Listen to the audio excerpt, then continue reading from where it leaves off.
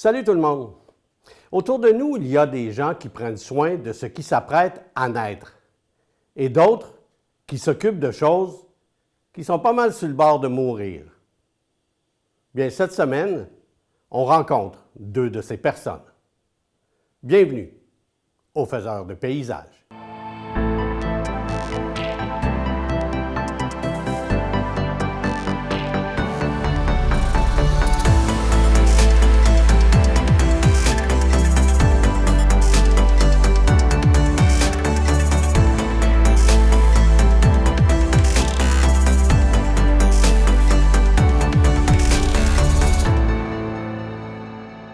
Notre premier invité remue la terre, s'occupe des semences, prépare la serre. Et ça, même s'il y a encore de la neige partout autour de nous. Car préparer le printemps, ça commence en hiver. Et ça prend beaucoup d'amour, beaucoup de savoir-faire et beaucoup d'heures.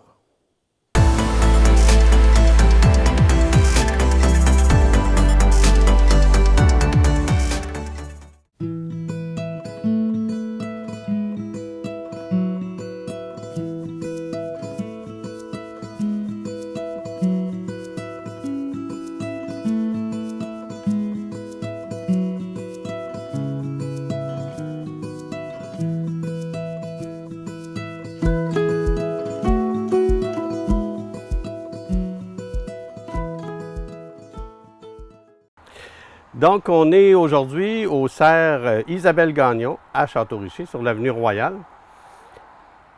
Peut-être que les gens, là, ils ne voient pas vraiment, mais je peux dire qu'il fait moins 10, moins 11 dehors.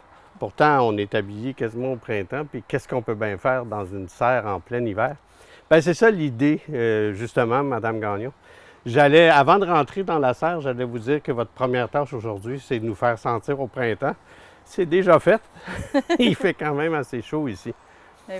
Donc, comme je disais, la raison, c'est pour... moi, je me suis toujours demandé qu'est-ce qui se passe l'hiver, avant que moi j'arrive comme client, comme je suis un de vos clients, là, puis que c'est tout en fleurs partout. Est-ce que c'est une histoire à l'année, ça, ou comment ça se passe? Premièrement, bienvenue dans ma serre, ici à Château-Richer. Les serres, en hiver, qu'est-ce qu'on fait? Moi, je fais pas grand-chose, étant donné que les coûts de chauffage là, en hiver et au Québec, c'est vraiment trop important.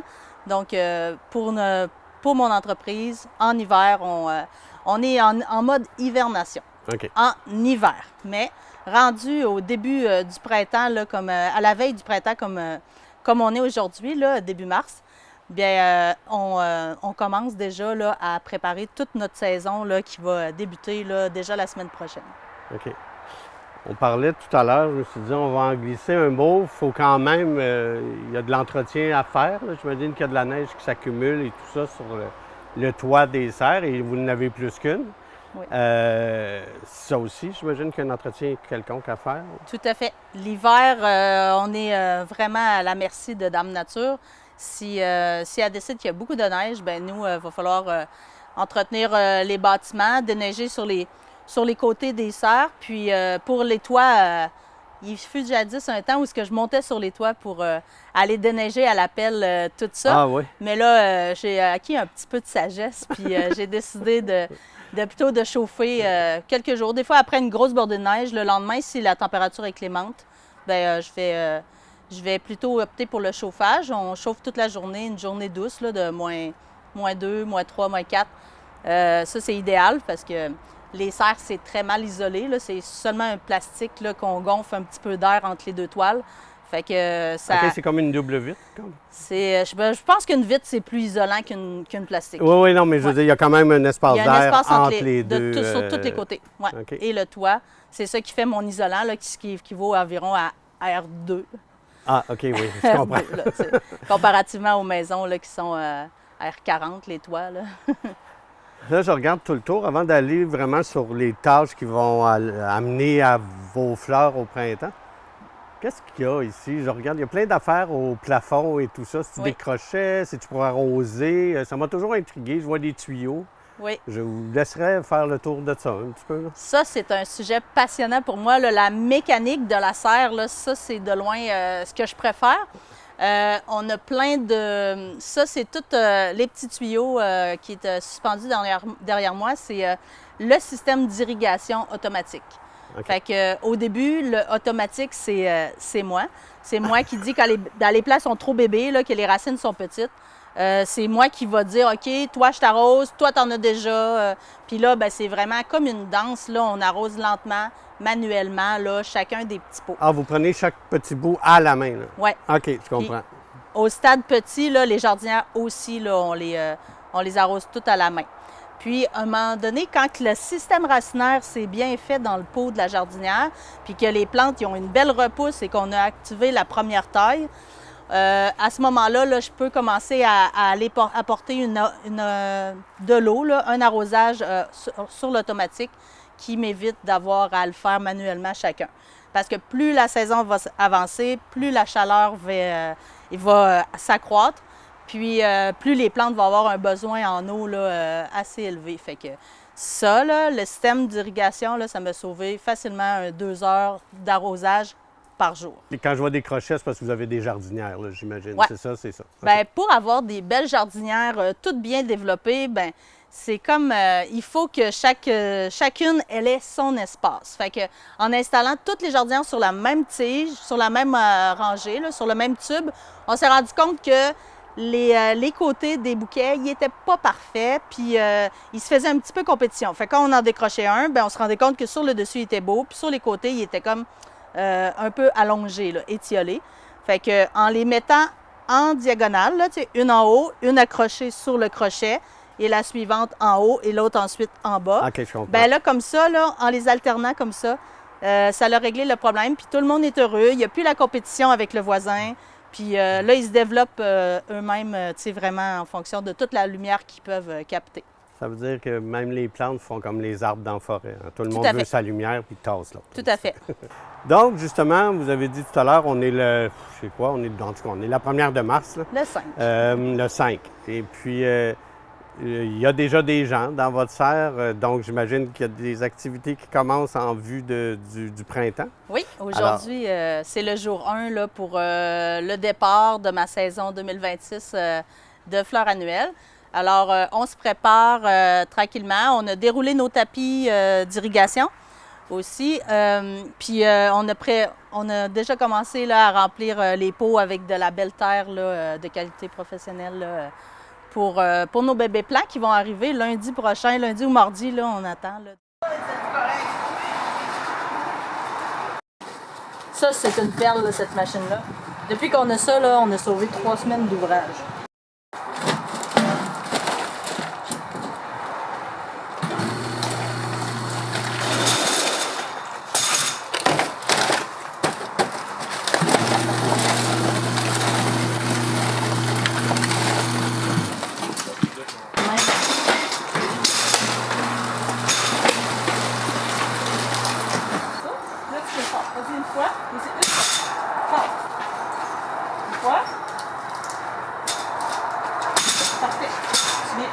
OK, fait que tout ça, là, ouais. Par-dessus les toiles, ça va être un petit pot.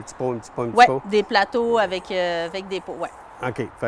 Puis là, après ça, quand vos plants arrivent, bien là, j'allais dire qu'est-ce que vous faites. J'imagine que vous les plantez, mais ça doit être plus que ça quand même. Oui, c'est beaucoup plus que ça, parce qu'à partir de quand on reçoit les boutures, d'abord, il ne faut pas les traumatiser trop. Ils ont déjà vécu le transport et l'emballage dans les cartons. Des fois, c'est des plantes qui sont parties soit de l'Ontario ou même du Nouveau-Brunswick, qu'on a des fournisseurs là, dans ces secteurs-là. Sont-ils au froid? C'est-tu des camions chauffés? C'est du transport chauffé, oui. Okay, oui. Puis les boîtes, là, pour certains, ils font même une boîte avec un styrofoam à l'intérieur pour que les bébés plants ils restent vraiment protégés du froid là, dans le transport. Parce que quand on arrive avec le tracteur de charger la palette, tout est au vent. Là. Oh, ouais. Fait que, OK, je vous laisse continuer, excusez. Je me disais, les pauvres, j'espère qu'ils s'en viennent pas. C'est ça. À 40 au froid. Oui. Mais c'est des choses qui peuvent arriver, par contre, là, que notre livraison elle soit retardée dans un transit de transport, puis que finalement, on déballe les plantes, puis ils sont moches, ou ils sont pas belles, ou ils ont gelé. Fait que ça peut arriver. C'est fini, ça, rendu là, ou ça se La sauve? majorité du temps, c'est fatal. Fait qu'on va dire que tout va bien l'été, puis il arrive ici en bonne C'est santé. À C'est partir ça. de là, vous faites quoi? Bien, à partir du moment où ce qui arrive, on déballe nos plantes rapidement. Fait que même si ma livraison arrive à 6 heures le soir, bien, ça veut dire que je vais passer pas mal toute ma soirée à déballer mes 35 caisses de 400 plants là, OK. pour tout déballer ça rapidement parce qu'ils peuvent pas, je peux pas les laisser dans la boîte de carton une autre journée ou une autre nuit là, tu sais. Ah, Fait non, que OK. j'étale toutes mes plantes sur une table avec le tapis dessous. Il faut déjà que je vérifie s'il manque d'eau parce que souvent, s'ils sont partis du Nouveau-Brunswick, là, c'est très possible que ça fasse déjà 3 jours qu'ils soient dans la caisse de carton. Donc, je vérifie si l'arrosage est convenable. Je fais déjà un dépistage là, pour être sûr de ne pas avoir de petits visiteurs, là, de petits parasites, là, Ah, du trips, OK. de la tétranique ou bien du puceron, là, qui est les 3 parasites les plus communs. Là, Qui pourrait se propager d'une plante à l'autre, j'imagine? oui, et contaminer possiblement l'entièreté de. Mais au stade bébé, là, d'habitude, ils ont été manœuvrés assez souvent. Il y en a beaucoup. Il n'y a pas beaucoup de. Ça arrive pas souvent, mais par précaution, un, il faut vérifier.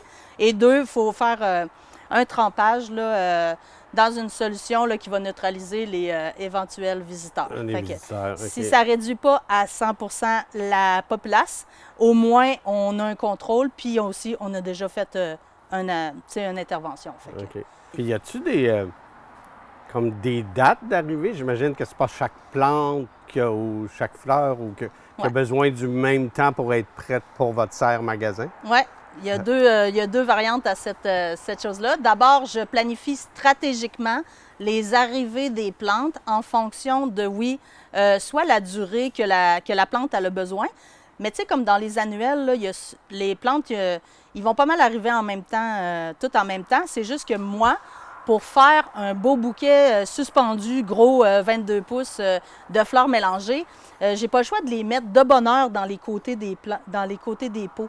Fait que ça se fait juste au petit stade là, quand les boutures sont tout petites. Là. Fait que il y a ça. Et OK. il y a Oui, je aussi vous laisse que continuer. il y a aussi que toutes les boutures, on les fait tôt pour qu'il y ait le temps de grandir. Puis on achète des boutures enracinées simplement parce que je ne peux pas me permettre de chauffer une serre pour garder des plants mères et faire mes boutures moi-même. Fait que là, il y a des fournisseurs qui nous proposent de faire des boutures enracinées. Puis OK. ensuite, tout ce qui est caissette, là, les fleurs en caissette de neuf là, qu'on vend, bien ça, c'est des semis que moi, j'ai partis d'ailleurs la semaine dernière. Puis la saison, là, elle avait déjà commencé. Là. Fait que tout ce qui est en caissette, c'est des plantes qui vont arriver comme plus rapidement à maturité. Puis les boutures, bien, on les reçoit plus tôt pour être capable de donner un produit qui va arriver en même temps. Là. Ouais. Ah, c'est bon. Moi, j'avais la question. Je me demandais, est-ce que tous vos produits sont préparés ici ou il y a une partie des choses que vous vendez que ça vous arrive déjà en fleurs ou quelque chose Ben, du genre? Ici, au Serre Gagnon, je suis très fière de dire que je fais presque toute ma production. OK. C'est les seules fleurs qu'on ne fait pas. C'est le produit de pépinière, là, les vivaces Oui. de gros format, puis aussi les arbustes, les arbres. Là, je ne suis pas pépiniériste dans Ouais. la vie. Je laisse ça à des gens qualifiés et compétents dans leur domaine. Puis eux autres, fait que je me fournis en plantes vivaces, arbres et arbustes, petits fruits aussi, là, chez un fournisseur qui va vraiment les faire pousser pendant 2 à 3 ans avant de les amener tu sais, OK. en produits finis là, ici. Mais Puis- sinon, tout le reste est de ta création. on Oui, va c'est dire ça. Là. comme Tout ce qui est fleurs annuelles, c'est tous mes petits bébés que je pars très tôt. Là. C'est pas des affaires qui arrivent d'ailleurs. Puis la deuxième exception, c'est les plantes tropicales, les plantes d'intérieur, que évidemment, pour les faire pousser ici, là, ça prendrait bien trop de temps, bien trop de chaleur, les coûts de chauffage seraient trop... C'est ça, c'est pas des plantes indigènes du Québec. Fait que, c'est ça. Ça fait que OK. ça pousse naturellement en Floride puis dans les pays chauds. Fait que c'est par là qu'on qu'on va les chercher. va les chercher. Il y a une fin à une saison de fleurs et d'arbustes, mais quand même, il y a des choses qui se plantent à l'automne. Tout à l'heure, tu parlais Oui. des choses de pépinière, là, plus, Oui. quoi que ce soit. Donc, les serres Isabelle Gagnon sont ouvertes jusqu'à septembre, octobre, ça continue, là. Bien, depuis, ça tombe bien que vous posiez la question parce qu'à partir de cet été, au lieu de fermer le 15 juillet comme à mon habitude, bien, à partir de cet été, je vais rester ouvert tout l'été en offrant des plans de pépinière là, pour les gens qui veulent faire leur aménagement paysager ou qui attendaient leurs vacances aussi là, pour refaire une plate-bande qui ont don en horreur. Là. Fait que, on va être ouvert là, cet été, 5 jours semaine là, pour pouvoir accueillir ces gens-là. Puis rendu à l'automne, c'est pas terminé à l'automne, même si oui, on achète moins de plantes normalement à l'automne. Il y a quand même le marché de la chrysanthème d'automne là, OK, oui. qui est vraiment là, qui est vraiment populaire. Fait que les gens, je produis moi-même mes propres chrysanthèmes. Ceux-là, ils arrivent le 6 juin. Fait que le 6 juin, là, quand que ma serre se vide toute, ben là, on a rempli des pots, puis on a recommence à mettre des bébés plants dans des pots. Là, en quelque part, c'est presque décourageant parce que là, on pensait avoir terminé avec tout ça, mais finalement, on en relance la saison d'été avec les chrysanthèmes. Puis ça, je les mets sur un tube, des tubes d'arrosage automatique, puis tout l'été, ils vont grandir là, avec mes bons soins. Alors, Isabelle Gagnon, on était dans une de vos pouponnières, on va dire ça de même, Oui. parce que dès la semaine prochaine, il va y avoir des petits bébés qui vont arriver ici. C'est ça. Et puis, donc, des clients qui peuvent, à partir de la mi-mars, vous appeler puis voir qu'est-ce qu'ils peuvent venir chercher. Sinon, mi-avril, fin avril, votre serre magasin va ouvrir. C'est ça. C'est ça. Bien, je vous remercie beaucoup pour le temps et pour nous avoir accueillis comme ça. Ça me fait plaisir. Puis bonne saison! Merci beaucoup.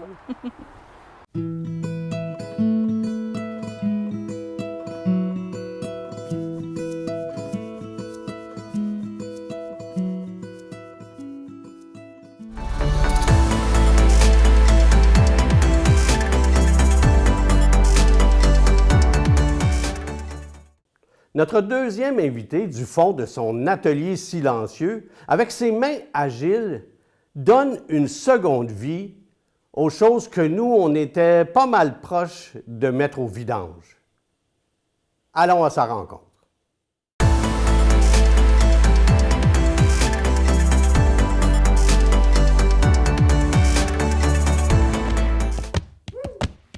Mes souliers sont rouges, ma mignonne, mes souliers sont rouges, ma mignonne, mes amours. Oh, si j'avais les beaux souliers que ma mignonne, si j'avais les beaux souliers que ma mignonne m'a donné. Si j'avais les beaux souliers que ma mignonne, si j'avais les beaux souliers que ma mignonne m'a donné. Les souliers du vieux poirier puis ma bouteille de vin, mes souliers sont rouges, ma mignonne, mes souliers sont rouges, ma mignonne, mes amours. Mes souliers sont rouges, ma mignonne, mes souliers. Alors, on se trouve à Saint-Joachim, dans le village en bas. On est à la cordonnerie JMS pour Jean-Marie Simard. On est avec M. Simard. Bonjour, M. Simard. Bonjour. Merci de nous accueillir dans votre boutique. Est-ce que vous êtes natif de la Côte-de-Beaupré?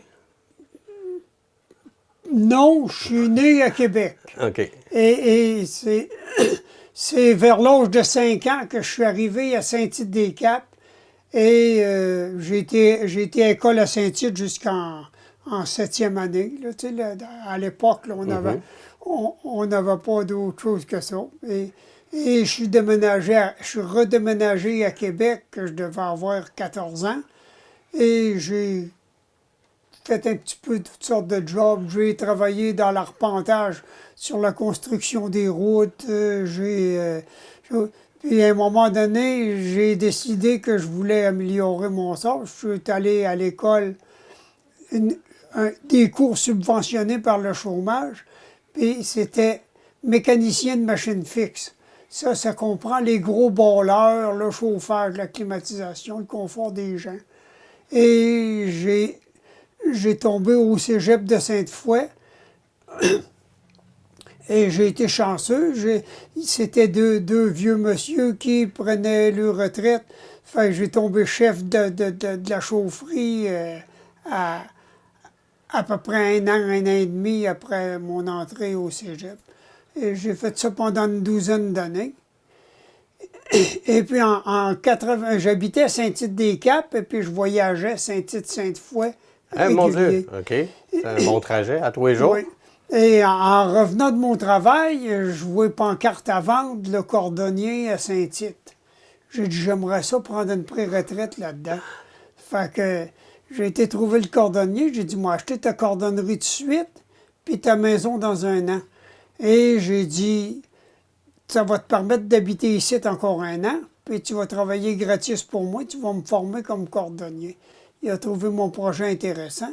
Et c'est de même que je suis devenu cordonnier. Moi, je suis bricoleur naturel. J'ai un rien, n'importe quoi. C'est comme dans moi, c'est une nécessité pour moi de bricoler.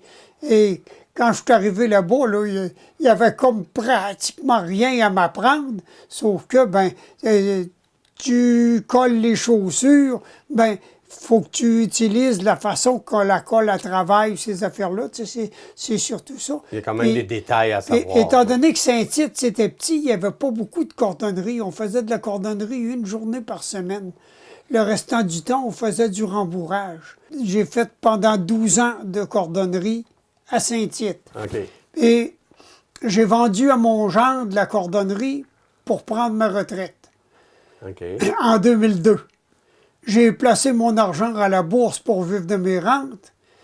Récession, rendement négatif. Ça veut dire que je les payais pour garder mon argent. OK. J'ai tout sorti ça de là. Puis là, étant donné que j'avais vendu ma cordonnerie, j'avais plus de maison pour m'habiter. Fait que le fait que j'ai été mécanicien de machine fixe, j'ai une base en plomberie, base en électricité, faire la maintenance des immeubles, c'était pas un gros problème pour moi. Je passais ici, il y avait 6 logements à vendre. Fait que là, j'ai parti en peu. J'ai acheté un bloc ici, un gros bloc dans rue Saint-Laurent-à-Beaupré, un autre dans rue de l'Église, un autre à Saint-Tite. Je me ramasse avec 24 logements, un gars qui prenait sa retraite. Oh boy, ça vous faisiez l'entretien tout seul de vos 24 logements. Oui, je faisais, puis j'ai vendu un bloc de temps en temps. Puis en 2008, il me restait le bloc ici, puis le bloc à Saint-Tite. Puis je m'ennuyais parce que je n'avais pas d'ouvrage. Ma blonde a dit, pourquoi tu ne te rouvrirais pas une shop de cordonnier? Fait que l'atelier qu'il y a ici servait d'entrepôt. Je l'ai transformé en atelier. Puis il y avait Delphis Bouchard à Saint-Onde qui prenait sa retraite. Il était cordonnier.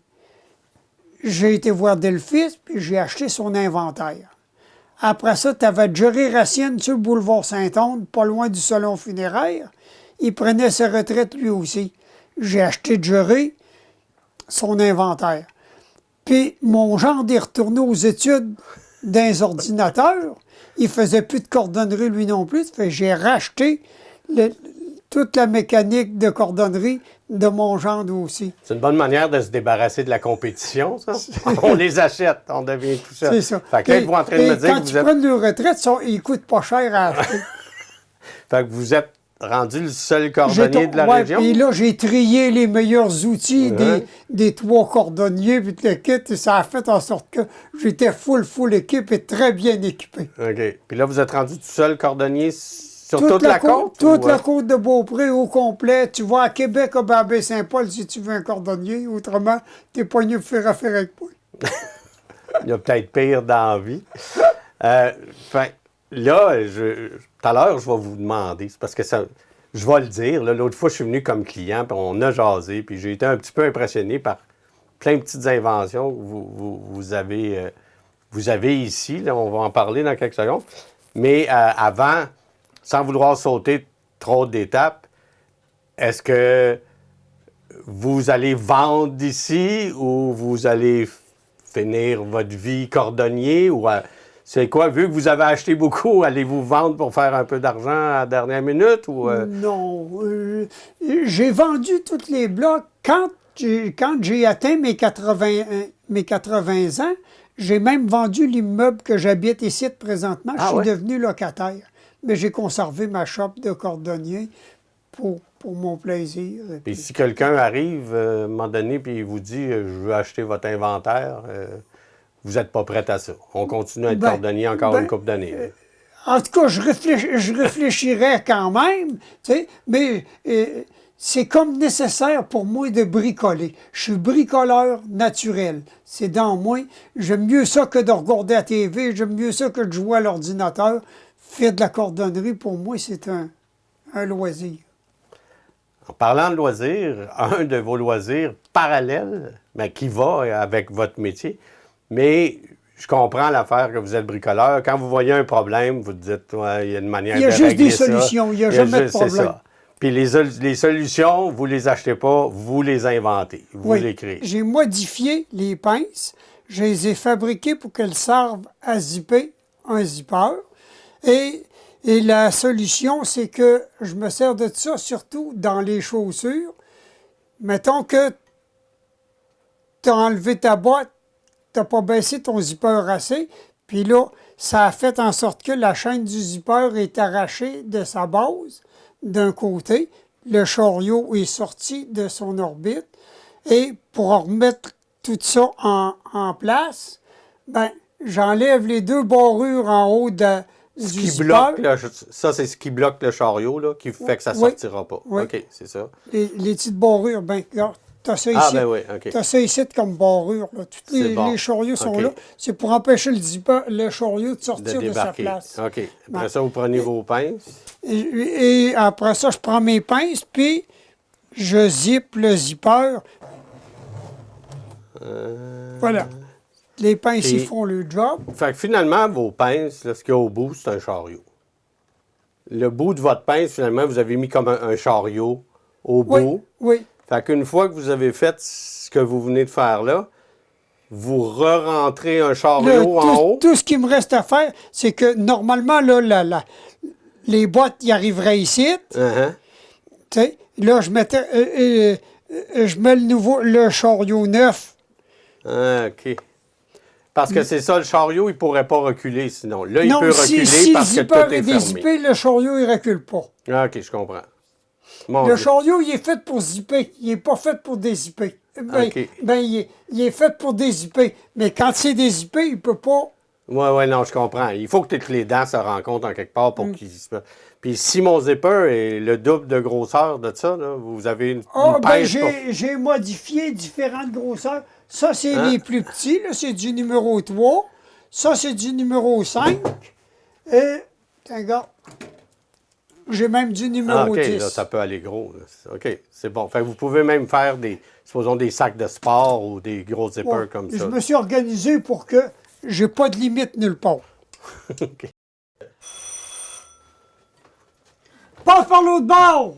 Passe par l'autre bord, s'il vous plaît! On va se reparler dans d'autres capacités quand je vais venir suivre mon 2e cours. Merci énormément. J'ai apprécié. Passez une belle après-midi.